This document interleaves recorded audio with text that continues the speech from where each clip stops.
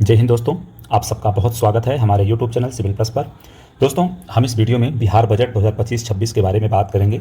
दोस्तों, सबसे पहली बात आपको यहाँ पता होनी चाहिए कि जो ये बिहार का बजट था 2025 वाला, इसको प्रस्तुत किसने किया है, प्रेजेंट किसने किया है। तो ध्यान रखिएगा, बिहार के जो वर्तमान में उप मुख्यमंत्री हैं और वित्त मंत्री भी हैं, उनका नाम है सम्राट चौधरी जी। तो सम्राट चौधरी जी ने बिहार के बजट को प्रस्तुत किया है। ठीक है, इस बजट का थीम क्या रही है?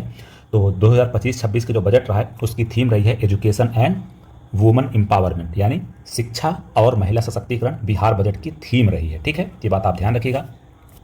नेक्स्ट देखते हैं, अगर आपसे पूछा जाए बिहार बजट का आकार क्या रहा है, कहें साइज ऑफ बिहार बजट क्या है, तो ध्यान रखिएगा 3,16,895 करोड़ रुपए बिहार बजट का आकार रहा है। कितना पैसा, ये एकदम एग्जैक्ट ध्यान रखिएगा, 3,16,895 करोड़, या आप इसको शॉर्ट फॉर्म में ध्यान रखना चाहें तो 3.17 लाख करोड़ रुपए इसका आकार रहा है।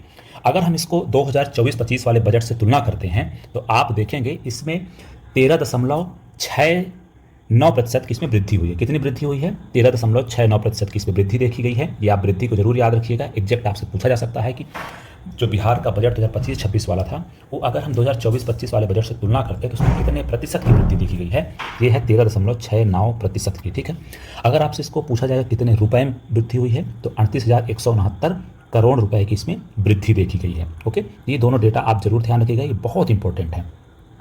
बिहार बजट का आकार ध्यान रखिएगा, कितना प्रतिशत की वृद्धि हुई वो ध्यान रखिएगा। उसके अलावा इसमें कितने रुपए की, अगर रुपए के पॉइंट ऑफ व्यू से बात करेंगे तो 38,169 करोड़ रुपए इस बजट में वृद्धि हुई है। ठीक है, ये बात आप बिल्कुल ध्यान रखिएगा, भूलिएगा नहीं। चलिए नेक्स्ट चलते हैं।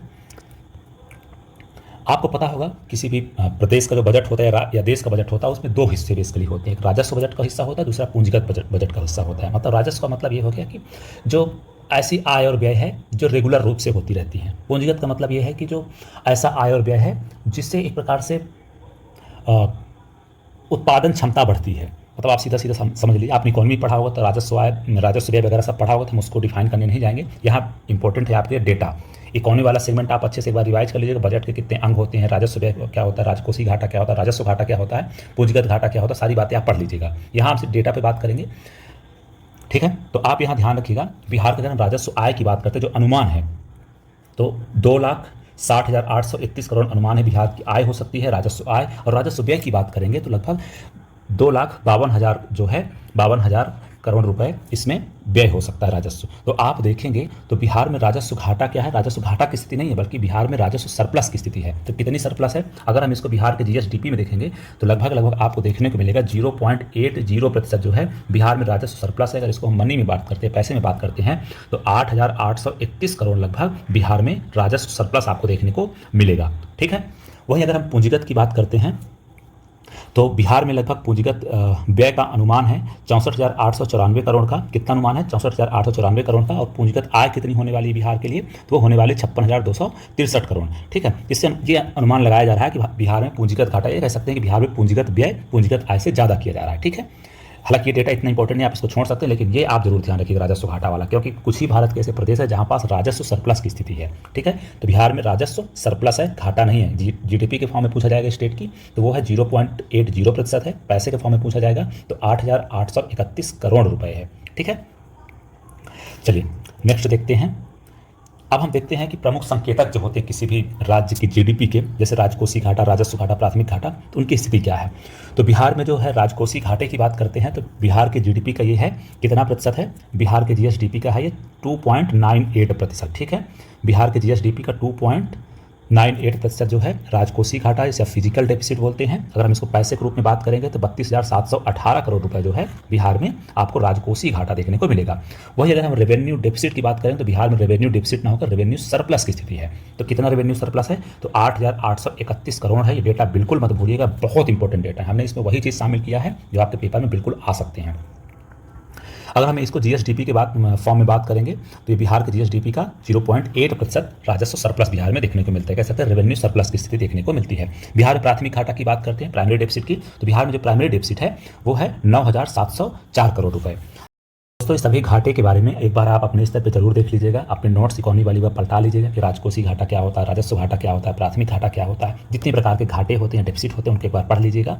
चलिए आगे हम बात करते हैं size of Bihar state GDP के बारे में। तो दोस्तों, 2025-26 में बिहार की जीडीपी का अनुमान है कि बिहार की जो जीडीपी है उसका आकार 10.97 लाख करोड़ का हो जाएगा। अगर हम इसको 2024-25 की जीडीपी से तुलना करते हैं तो आप देखेंगे बिहार की जो 2024-25 में जीडीपी थी वो 9.76 लाख करोड़ की थी, जिसमें 22% की वृद्धि देखने को मिलेगी और यह जीडीपी का आकार बढ़े कितना हो जाएगा 10.97 लाख करोड़। तो कितने प्रतिशत की इसमें ग्रोथ होगी? 22% की। ये डेटा बहुत इंपॉर्टेंट है, आप इसको याद रखिएगा। कितना आकार हो जाएगा? वो है 10.97 लाख करोड़। ठीक है, ये बात भी आप ध्यान रखिएगा।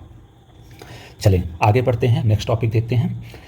कुल व्यय की अगर हम बात करते हैं तो बिहार में जो है योजनागत व्यय कितने लाख करोड़ का होने वाला है? तो 1,16,759 करोड़ का जो है बिहार में योजनागत व्यय होगा। यानी कुल बजट की अगर हम बात करें तो लगभग 36% जो है वो क्या हो रहा है? योजनागत व्यय हो रहा है। और गैर योजनागत व्यय की बात करेंगे तो 2,135 करोड़ रुपए जो होंगे वो गैर योजनागत व्यय होंगे। ठीक है, और अगर हम पूरे बिहार के बजट की बात करेंगे तो लगभग 63% जो है बिहार में गैर योजनागत व्यय होने वाला है। अब यहाँ सवाल उठता है कि योजनागत और गैर योजनागत व्यय क्या है? तो इसको आप एक बार क्या करिएगा, अपनी नोट्स पलटिएगा, उसमें देखिएगा कि योजनागत व्यय क्या होता है और गैर योजनागत व्यय क्या होता है। हम डिफाइन नहीं करेंगे, आपके लिए काम दे रहे हैं, आप जरूर एक बार करिएगा। चलिए अब हम देख लेते हैं कि बिहार में जो जितना भी बजट है उसमें कहाँ से पैसा आता है आखिर। तो उसमें ध्यान रखिएगा, सेंट्रल टैक्स जो होता है, टैक्स पूल होता है, उसमें से राज्य का जो अंश है उसमें अगर आप बिहार के कुल रेवेन्यू में बात करेंगे तो लगभग 43% जो है सेंट्रल के करों से आता है। ठीक है, उसके बाद स्टेट गवर्नमेंट के कर राजस्व से 18.7% लगभग आय होती है। उसके अलावा लोक ऋण से, कहें कि सरकार जो बिहार सरकार ऋण लेती है, पब्लिक डेप्ट लेती है, उससे जो है 70.58% का आय होती है। सेंट्रल गवर्नमेंट से कुछ इनको अनुदान मिलता है, वो लगभग 17.2% के आसपास आपको देखने को मिलेगा। और अगर हम इसको रुपए में बात करें तो लगभग 54,575 करोड़ रुपए जो हैं वो बिहार को सेंट्रल गवर्नमेंट से अनुदान के रूप में प्राप्त होता है। ठीक है, उसके अलावा जो है राज्य सरकार जो है विभिन्न प्रकार के जो कर राजस्व लगाती है, मतलब कर लगाती है, उससे इनको कुछ राजस्व प्राप्त होता है। मतलब करों के अलावा जो इनको, मतलब कि कर के अलावा जो इनके कुछ रेवेन्यू के सोर्सेज होते हैं उससे लगभग कुल रेवेन्यू का 2.59% आय होती है। और ऋणों की वसूली, इन्होंने जो लोन दिया हुआ है उसको अगर वापस ले लेते हैं उसके बाद इनको लगभग 0.17% की उससे वसूली हो जाती है। ठीक है, ये हमने देख लिया कि बिहार के जो बजट है उसमें कहाँ से पैसा आता है। अब बिहार के बजट का जो पैसा जाता है कहाँ कहाँ जाता है पहले वो देख लीजिए मुख्य रूप से हैं। तो अगर हम बात करेंगे सामाजिक सेवाओं में तो बिहार के बजट का लगभग 40% हिस्सा जो है वो सामाजिक सेवाओं में खर्च हो जाता है। सामान्य सेवाओं की बात करेंगे तो उसमें 28.94% लगभग 29% के आसपास खर्च हो जाता है। अगर आर्थिक सेवाओं में बात करें तो 23.58% खर्चा हो जाता है बजट का। और लोक ऋण की वापसी की बात करेंगे हम तो 7.20% इसमें खर्च होता है। ठीक है, तो ये डेटा ध्यान रखना। अगर प्रश्न पूछा जाता है कि बिहार का सर्वाधिक पैसा किस क्षेत्र में खर्चा होता है तो ध्यान रखिएगा ये सोशल सर्विसेज में सबसे ज़्यादा खर्चा होता है। उसके बाद जनरल सर्विसेज में होता है, फिर इकोनॉमिक सर्विसेज में होता है, फिर क्या होता है पब्लिक जो ऋण लिया था उसकी वापसी में पैसा खर्चा होता है। ठीक है, ये आप क्रम याद रखिएगा। इस तरह का सवाल आपको देखने को मिल सकता है, क्रम मिल सकता है, ऐसा पूछा जाएगा सर्वाधिक पैसा कहाँ खर्चा होता है। ठीक है, तो इसको थोड़ा सा आप अपने स्तर पर कर लीजिएगा। ओके, अब देखते हैं कि बजट में मुख्य प्रावधान क्या किए गए हैं। ठीक है, तो ध्यान रखिएगा बिहार में गुड़ के लिए सेंटर ऑफ एक्सीलेंस की स्थापना करने की बात कही गई है। ये गुड़ के लिए सेंटर ऑफ एक्सीलेंस की स्थापना कहाँ की जाएगी? तो ध्यान रखिएगा गुड़ के लिए सेंटर ऑफ एक्सीलेंस की स्थापना समस्तीपुर में की जाएगी। ठीक है, समस्तीपुर पूसा में जो है गुड़ के लिए एक सेंटर ऑफ एक्सीलेंस की स्थापना की जाएगी। राज्य के सभी शहरों में पिंक टॉयलेट ओपन किए जाएंगे, आप ये ध्यान रखिएगा। जिम ऑन व्हील की शुरुआत कहाँ से की गई है? जिम ऑन व्हील की शुरुआत की गई है पटना में। मतलब एक प्रकार से चलता फिरता जिम होगा जहाँ पास प्रशिक्षित महिलाएं होंगी, मतलब यहाँ की जो ट्रेनर होंगी वो महिलाएं ही होंगी। ठीक है, तो जिम ऑन व्हील की शुरुआत कहाँ से की गई है? बिहार के पटना से की गई है। ठीक है, महिला हाट की स्थापना कहाँ की गई है? तो महिला हाट की स्थापना की गई है पटना में। तो ये बात ध्यान रखिएगा, महिला हाट की स्थापना कहाँ की जाएगी? ये की जाएगी पटना में। प्रत्येक पंचायत में कन्या विवाह मंडप की स्थापना की जाएगी। ये क्यों की जाएगी? क्योंकि बहुत सारे जो गरीब वर्ग की महिलाएं हैं, कि बेटियां हैं, उनकी शादी के लिए जो है बहुत खर्चा वर्चा लगता है। तो इसीलिए क्या करेंगे कि मंडप बनवाया जाएगा हर गाँव में, हर पंचायत में। हर पंचायत को लगभग सरकार 50 लाख रुपया देगी कि आप मंडप बनवाइए, ताकि जो भी वैवाहिक कार्यक्रम हो तो वही मंडप में किए जा सकें। और इसको जो है ना एक प्रकार से जो स्वयं सहायता समूह जीविका दीदी वाला जो ग्रुप है वही लोग इसको संचालित करेगा, ये ध्यान रखिएगा।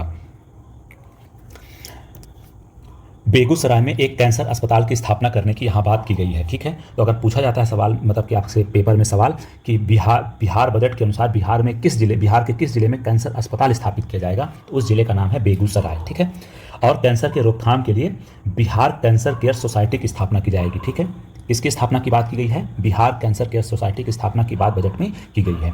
ठीक है, और कैंसर अस्पताल की स्थापना की बात किस जिले में की गई है? वो है Begusarai. Bihar green development fund की स्थापना की बात की गई है बजट में। इसके लिए सरकार जो है 25 करोड़ रुपए खर्च करेगी।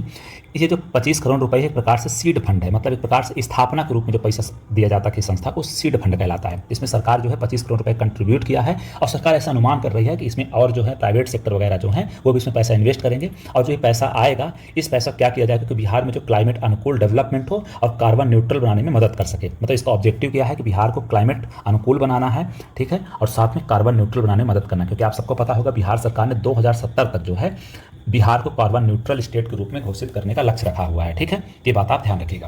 अब हम देखते हैं बिहार क्लीन एयर ट्रांसफॉर्मेशन परियोजना की घोषणा की गई है। ठीक है, इसके लिए बिहार सरकार ने बजट में 100 करोड़ रुपए का प्रावधान किया है। तो ध्यान रखिएगा, बिहार क्लीन एयर ट्रांसफॉर्मेशन परियोजना के बारे में ही पूछा जाएगा कि कितने करोड़ रुपए का मतलब प्रावधान किया गया है। तो ये है 100 करोड़ रुपए का। ठीक, इसका ऑब्जेक्टिव क्या है?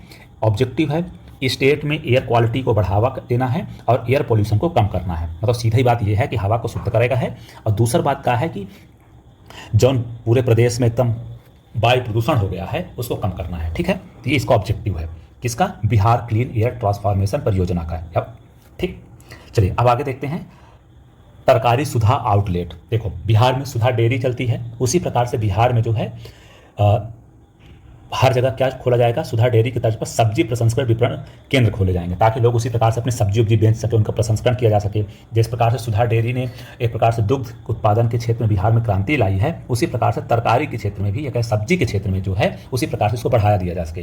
तो अगर प्रश्न पूछा जाता है कि तरकारी सुधा क्या है, तरकारी सुधा क्या है? एक प्रकार से सब्जी प्रसंस्करण विपणन को बढ़ावा देने के लिए प्रयास है। ठीक है, बस ये आप ध्यान रखिएगा। इसको जो ओपन करेगा, कौन ओपन करेगा? बिहार राज्य सब्जी प्रसंस्करण एवं विपणन फेडरेशन के द्वारा इसको ओपन किया जाएगा। किसको? तरकारी सुधा आउटलेट को। ठीक, चलें आगे देखते हैं। कामकाजी महिलाओं के लिए छात्रावास खोले जाएंगे। ठीक है, उसके अलावा बिहार में पिंक बस सेवा प्रारंभ करने की भी बात की गई है, जिसमें कि महिलाएं क्या होंगी? इसकी चालक होंगी और परिचालक भी, मतलब ड्राइवर भी होंगे और कंडक्टर भी होंगी पिंक बस सेवा में। ये बातें थी बिहार बजट की जो महत्वपूर्ण थी, हमने बता दिया है। अब आपको क्या करना है? बिहार सरकार ने 5 जिलों में पिंक बस सेवा जो है पायलट प्रोजेक्ट के रूप में लॉन्च कर दिया है। तो आप कमेंट करके बताइएगा कि 5 जिले कौन से हैं जहां पास ये परियोजना या कह सकते हैं ये सेवा प्रारंभ कर दी गई है। ठीक है, चलिए दोस्तों, बजट की जो बहुत ही महत्वपूर्ण चीज़ थी वो हमने इसमें देख लिया है। आपको हमसे जुड़ने के लिए बहुत बहुत धन्यवाद। जय हिंद, जय भारत।